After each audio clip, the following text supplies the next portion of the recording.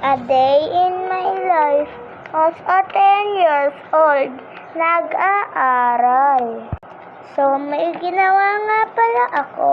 Ayoko muna magpakita ng muka. Ayan. Gumawa ako ng bahay at saka ng avatar ko. Tapos, andito ang Brookhaven. Andito yung ginawa kong avatar. Ito ang aking room. So, andito na nga pala tayo sa pangalawa. Ito ang aking room. Andito yung iPhone ko. Tapos, andito din ang aking bracelet. Andito din ang aking higaan. Tapos, may kulang pa ako ditong nabibili. Kailangan ko pa ng madaming accessories. Kailangan ko ng bag.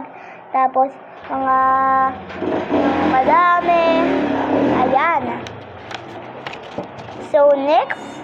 Ito na po pala, ang third natin. Ito ang aking book. Nag-drawing ako dyan ng Koromi. Wala pa sa mga iba. Pwede din po, dito kayo pumili ng kung anong gusto mo i-drawing. Bacon. Cute. And basta, mga iba pa. So, bye-bye!